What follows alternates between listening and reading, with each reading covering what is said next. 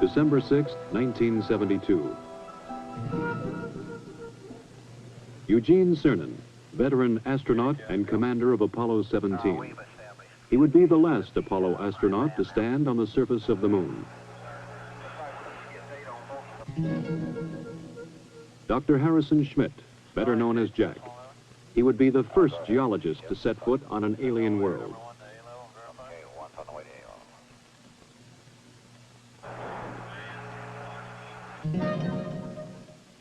Ronald Evans, command module pilot.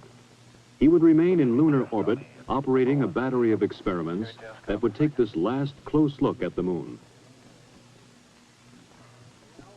In the year 1675, Sir Isaac Newton was asked by his fellow scientist, Robert Hooke, how he had accomplished so much. "If I have seen further," Newton wrote, "it is by standing on the shoulders of giants."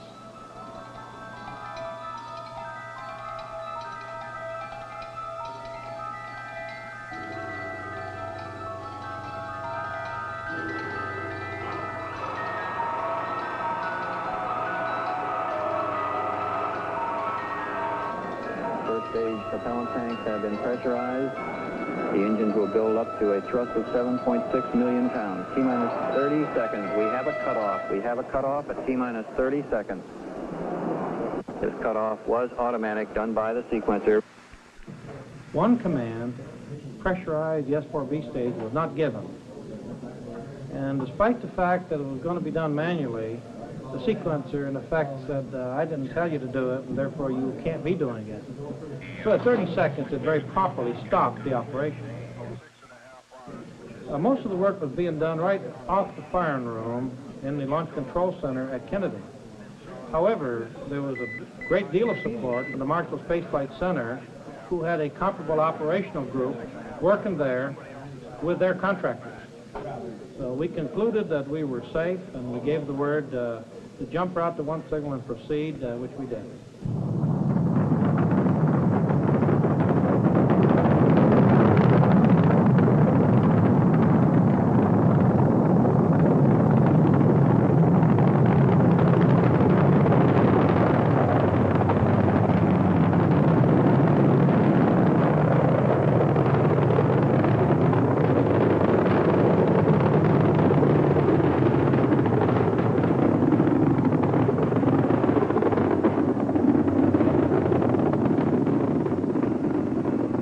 Houston, you are go for orbit. Go for orbit. Those are kind words, Robert. We're go for orbit here.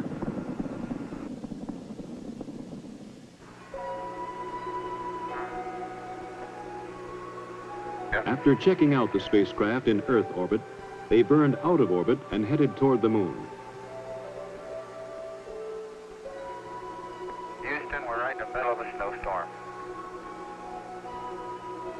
We're not there long way. Ron Evans, at the controls of the Command Module America, moved in to dock with the lunar module Challenger. They pulled Challenger free of the booster's third stage, then continued the 3-day coast to the moon. CNS, ATM, ECHO. Even as Cernan, Evans, and Schmitt headed toward the moon, directly below the Apollo 17 control room, Flight Director Don Putty ran his crew through a launch simulation for the first Skylab. As you're probably well aware, we are still working on other programs, Skylab being the prime effort starting in the spring of next year.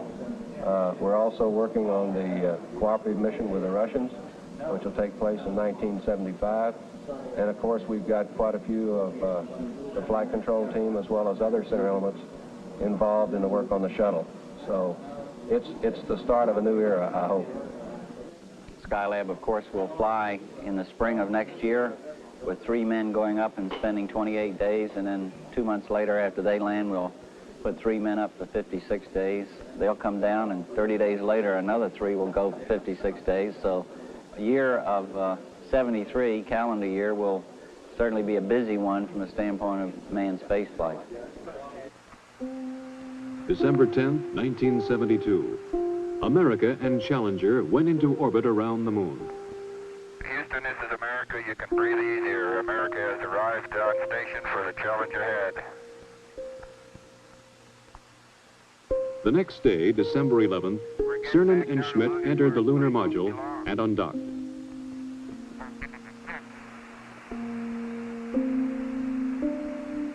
You look just as pretty in Earth light as you do in sunlight.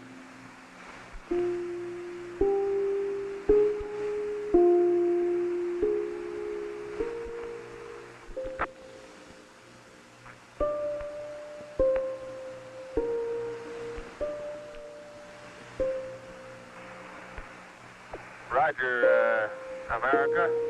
Have a good burn. You're loud and clear.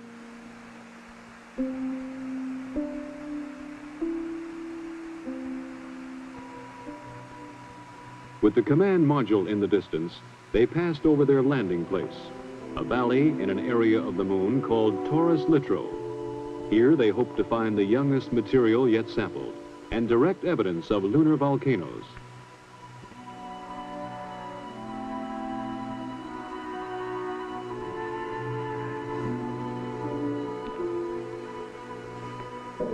You're looking real good, Gene. Right down the line. Oh, man, we're level with the top of the massif now. Okay, stand by for pitch over. Oh, are we coming in? There it is, proceeded.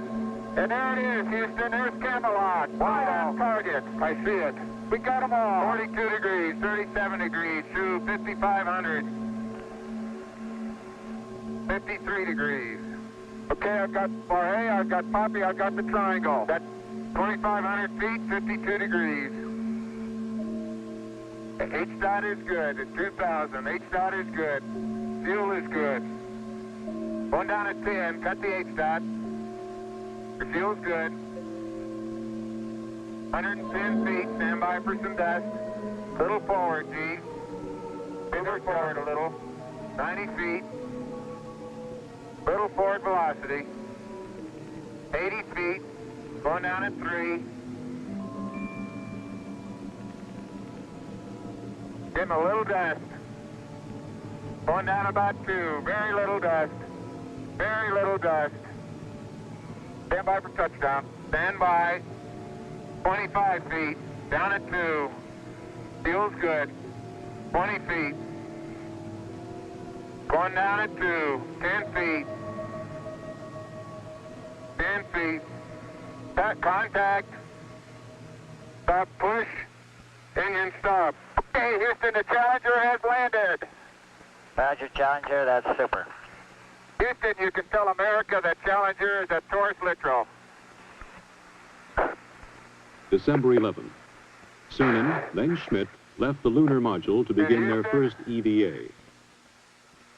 As I step off at the surface at Taurus Littrow, we'd like to dedicate the first steps of Apollo 17 to all those who made it possible. Their first job was to unload equipment, including their rover, the electric car in which they would drive to the exploration sites. That's beautiful. This has got to be one of the most proud moments of my life, I guarantee you. We thank you very much. As Cernan drove the equipment-laden rover, Schmitt carried the scientific experiments package called ALSEP. Hey, do you need me, Gene? Nope. I'm going to go deploy an ALSEP. Have at it. In Houston, scientists in the science support room watched, correlating and directing their movements. Okay, Bob, I've got my tools of the trade right here.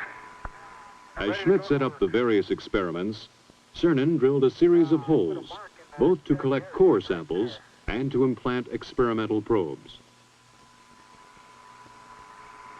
Well, we're out in the ejecta blanket of Camelot for sure now. Yeah.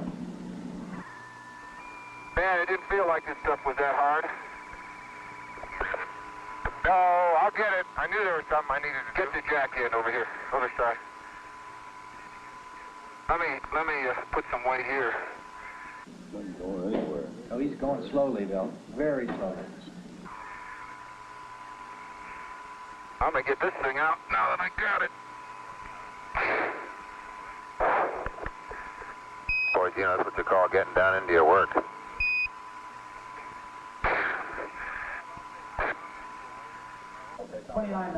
Yeah, it's 29.5 minutes from now, but remember, they left this side a little bit late.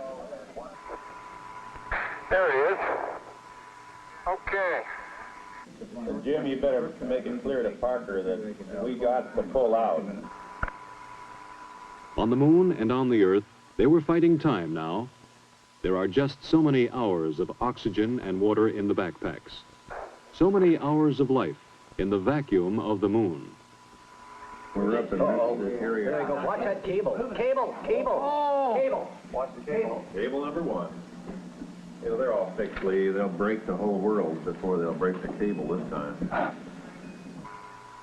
With the ALSEP functioning, they left the site for a shortened sampling traverse. Well, many parts of the ALSEP are functioning very well. The heat flow experiment is working excellently. It's transmitting back temperature data. The cooling down is still cooling down from the drilling process, and in a few hours they should be starting to get true heat flow information. Let's see if I can't crack the corner and get that contact. See if I can't get her. Look at the boulders out there. It was time to head back to the Challenger, activate experiments, and get back inside. Man. I was strolling on the moon one day in a merry, merry month of December. Now, May's the month. May, that's right. May is the year of the month. As the astronauts rested, engineers in 2 nations were working out technical problems of the Apollo-Soyuz test program, the first joint Russian and American space mission. Well, the prime purpose of the Apollo-Soyuz joint mission is to prove out a compatible docking system and demonstrate that we have compatible operational procedures that will let 2 different countries dock in space. I think more than that, it has certainly a symbolic meaning of these 2 large powers learning to work together in space, which I believe are the new seas of mankind, the new frontiers, and work out solutions to problems wherein, although we're very competitive, we can still be cooperative and assist each other. And I think that this Apollo-Soyuz program stands for just that. Oh, what a nice day. Oh, funny, there's not a cloud in the sky, except in the Earth. Think that'll stop the dust, that way? They would have one task before they got to work exploring. The previous day, they had broken a rear fender of the rover. The dust thrown up was causing trouble. Apollo 16 commander John Young had worked that night in a pressure suit on a way to fix the fender. Oh, okay. On the moon, the astronauts put it together. The fender section formed from a lunar map, molded with tape, then held in place with clamps from the Lunar Module Telescope. It was a repair that would last the remainder of the mission. Then Schmitt moved out to place one of several explosive packages which would be detonated after they left the moon, mapping the lunar subsurface, much as earthly geologists explore for oil. Cernan would pick him up in the rover for the drive to the first site on this traverse, Station 2. They're somewhere along this rim where they can see. But they're dropping, Bill, so they must be coming across something. We're right where we wanted to be for Station 2, and it looks like a great place. Big blocks, it looks like quite a bit of variety from here. Different colors, anyway. Pretty hard, isn't it? That boulder's gonna roll. Man, that is hard. Just don't stub your toe.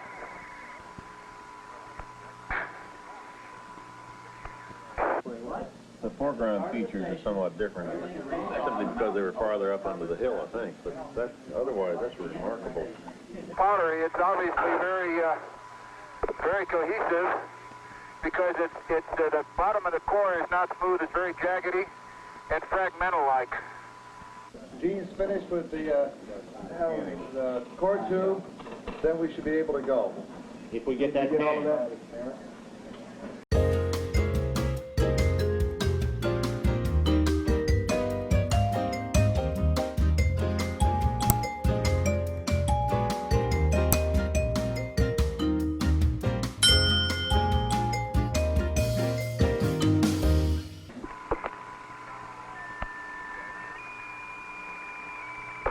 No, dadgummit.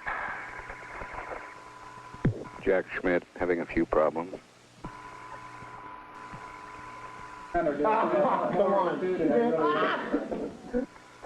They would sample several locations on this EVA, but none would cause more excitement than the find of the crater called Shorty.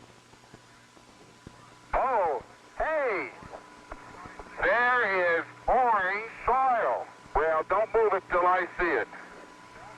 It's all over. Orange! Don't move it till I see it. I've stirred it up with my feet. Hey, it is! I can see it from here. It's orange. That's the volcanic mix. Somebody unplugged silver. Fantastic, sports fans. It's trench time. Jack, that is really orange. I think it's the most exciting we've come across since the beginning of the Apollo program. I believe that it's going to be the most rewarding of all the finds on Apollo. Light gray material on either side. Oh, man, that's incredible. Hey, Gene, we're going to have to... That's incredible. You need to get a down-sun color. There isn't enough time, Tony, to do it no matter which way you want to do it. We need more time. We may have to slip. We have to slip 5 in a little bit. He's getting about 3 centimeters of wax. They got to leave at a certain time regardless of what we got. Willing to give up all the light mantle stuff. They had to leave Shorty Crater and its orange soil and push on. Time, the enemy of the lunar investigator on the moon and on Earth. I can't believe we sampled the whole... I can't believe we sampled the whole thing right on. The precious minutes had run out.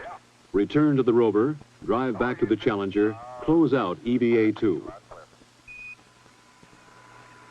We'd like you to leave immediately. Okay. My golly, this time goes fast. As the last Apollo crew worked on the moon, the engineers on Earth prepared for tomorrow's day in space. I have a model here of the space shuttle. As you see, it resembles a double-wing airplane on top of a propulsion system. The system is going to be designed so all of the costly parts are reusable. Now that we're beginning to understand space, we're beginning to understand the potential, the economic potential. The need is to bring larger arrays of instrumentation up in space. The need to provide man with a real capability to work up in space. Okay, Bob, I'm on the pad, and it's about 4:30 a Wednesday afternoon as I step out onto the plains of Torres Littoral. Beautiful valley. December 13th. Yesterday, they had explored the south end of the valley. Today, they would go north.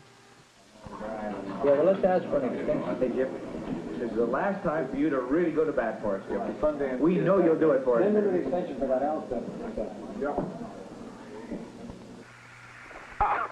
Holy smoly! Why are we on a slope? You okay? Man, that's rough country in there, isn't it? Well, you're looking across Henry. And let me see what it is. Apollo science will continue, and I'm sure you might say the mysteries will continue to come out for many years to come. But of this I'm sure. Man has learned that space is his to explore. And man will return to space to explore, to the moon and beyond.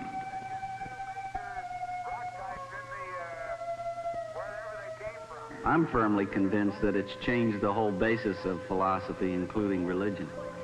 I don't think that we've begun to see what the era of spaceflight really is.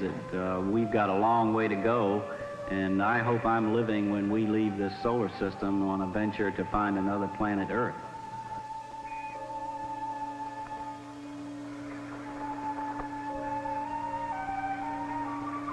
You know, Jack, when we finish with station 8, we will have covered this whole valley from corner to corner. That was the idea. Once more it was time. Eugene Cernan and Jack Schmitt returned to the rover to drive back to Challenger. But before they left the surface of the moon, there would be a brief ceremony. It's a rock composed of many fragments of many sizes and many shapes. When we return this rock, or some of the others like it, to Houston, we'd like to share a piece of this rock with so many of the countries throughout the world. We hope that this will be a symbol of what our feelings are, what the feelings of the Apollo program are, and a symbol of mankind that we can live in peace and harmony in the future. And a final word from the last man on the moon. I'd like to just let what I believe history will record, that America's challenge of today has forged man's destiny of tomorrow.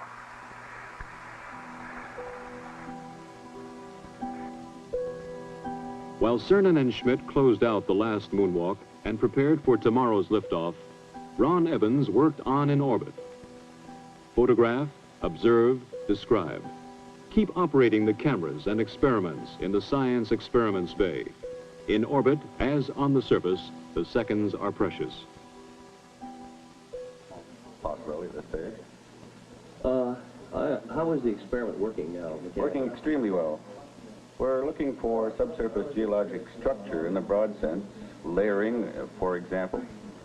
This is the infrared scanning radiometer. What does that do? The radiometer measures the temperature of the moon and makes an accurate map of the temperature beneath the spacecraft.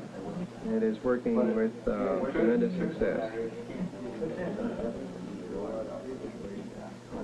One other thing, how is the experiment working mechanically as far as the man and the machine? The experiment itself, the hardware is working perfectly, precisely the way it was supposed to work. Everything is functioned properly. An important part of the experiment is it requires the man to operate it. 99, proceeded, 3, 2, 1, ignition. Right away, Houston. Vector good. Ag thought. Pitch over. Roger, you have good thrust.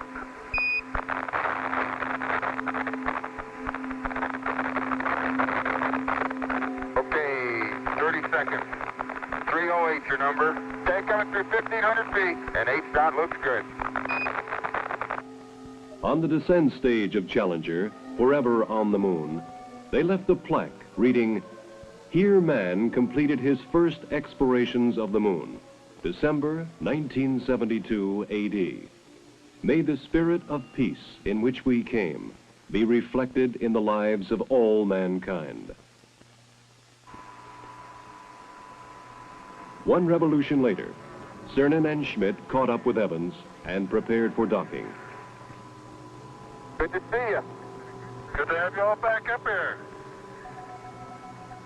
It's been a good trip. Man, that Challenger's a beautiful vehicle. You betcha. December 16th. Burn out of lunar orbit and head home to Earth. Houston, America has found some fair winds and following seas, and we're on our way home. Hey, this is great. Talk about being a spaceman. This is it. December 17th, 170,000 miles from Earth. Ron Evans left the command module. Hello, Mom. We see you, Ron. Looking great. Okay. Hey, John, how you doing? Hi, Jamie. Evans was retrieving film canisters from the two cameras and the lunar sounding radar. Data vital to the scientists on Earth. And the lesson's in. Before he got back inside, Evans took a last look at the crescent Earth. In 2 more days, they would be home. December 19th. They rode inside a 5,000-degree fireball through the atmosphere of Earth. Stowed in the spacecraft, almost 250 pounds of the moon.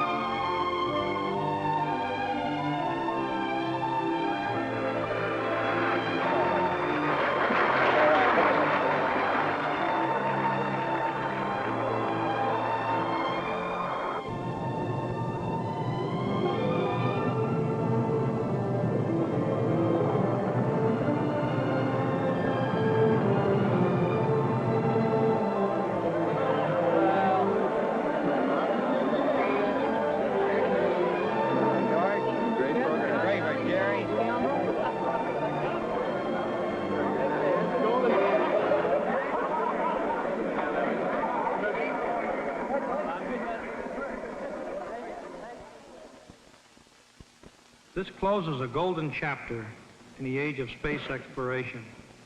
In a way, it brings a close to what has been a very romantic era in space exploration. But, and I want to make this very strong, the book is still being written.